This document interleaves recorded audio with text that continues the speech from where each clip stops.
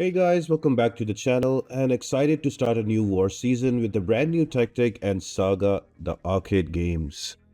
Now we did amazing last season. We ended up in the top 10 and we got that coveted Scarlet Witch at rank 10. So let's jump into season 50 intro and into our first war. Now this season the tactic is going to be hashtag House of Mirrors. Now this gives the defenders a 15% ability to either auto block or evade basic attacks. Now each of this phase lasts for 12 seconds and then switches within each other. Now these auto blocks have also 10% charge to 10% chance to trigger a well-timed block, so it will parry you if that 10% is going to trigger. And evades have 10% chance to evade incoming heavy attack, so you have to be careful about that. Another curveball is that House of Mirrors, the ability accuracy cannot be reduced, so the only way that you can avoid that auto block or evade is to use champions that have the counter tactic, that is hashtag clarity. Now speaking of hashtag clarity tactic, for each basic attack and buff gained other than dexterity, your tactic attackers will gain clarity charges. And once you're at 10 clarity charges, they are converted into a clarity passive, into a clarity scythe that prevents auto block and evades and reduces crit resistance for defenders by 30% for each charge of the passive scythe. Here is a quick chart of House of Mirrors and Clarity champions by our very own Cat Murdoch. Make sure to follow her on Twitter and show some love and leave some good comments. Without further ado, let's jump into the first war against BR, and I was assigned 3 fights including 2 tactic fights. Brought in my freshly rank 6 Angela at SIG 200. War number 1 is against BR, and I'm assigned 3 fights here: section 2, path 1, and then a mini boss on node 39. My team is going to be a Valkyrie and Angela, both are clarity champions, and Odin for the pre-fights I'm gonna use. The first fight is going to be against a Thing. I'm gonna take in Valkyrie on node number 19, and it's going to be reinvigorated, unblockable, never back down, and indomitable. So with indomitable, once I apply enough debuffs, the healing cannot be reversed, but he can be heal blocked. And with the never back down, if I dash back once, there is a timer for 2 seconds. If I dash back again within that timer, I'm going to give a regen to the opponent. So the tricky part here is to manage the rock stacks from Thing, and then also managing the regen from Thing so you can out damage him. So different champions work here. I have brought in my trusty Valkyrie. I just absolutely love Valkyrie's playstyle. She's one of my best champions that I bring in for war. So again, amazing planning from our officers. So right here, I just tried to build up all my buffs as quick as possible. And once I have my buffs, I don't need to worry about the unstoppable. It's all about trying to not dash back much, not giving regen, and trying to kill him off. Now it was the first fight for the season, so the early jitters were there.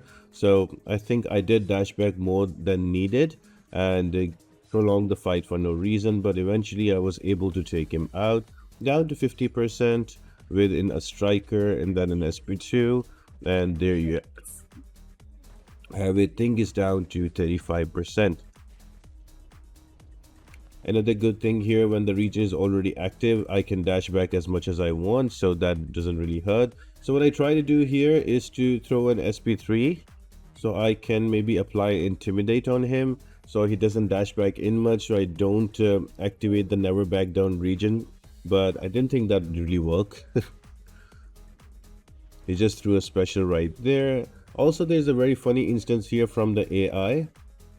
I waited for him to throw a special, he did not, and as soon as I dash in right there, he throws a special attack on my face and I lose my indestructible charges from the invulnerability boost. Needless to say that I am fully rainbow boosted here. 20% attack and health, 15% health, and 15% attack. I've been stacking up all of those boosts on off season, so that was the first fight down. Now moving on to the next fight, it's going to be Iron Man Infinity War, and he is a tactic defender on tile number on tile number 28, and the nodes are reinvigorated, unblockable, very similar, buffet over time, and also arc overload when indomitable. So you will notice my Odin free fights, almost all of them were nullified. I don't know why one of the buff was not nullified because of buffet over time, but the way I dealt with this fight was I just used parry and heavy in the first auto block phase. So whenever the fight starts, it starts in auto block phase.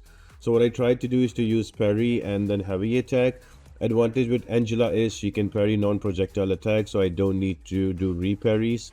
So once I have enough once I have enough of those clarity charges, is converted into a clarity passive, the side that you see the green icon with a cooldown timer.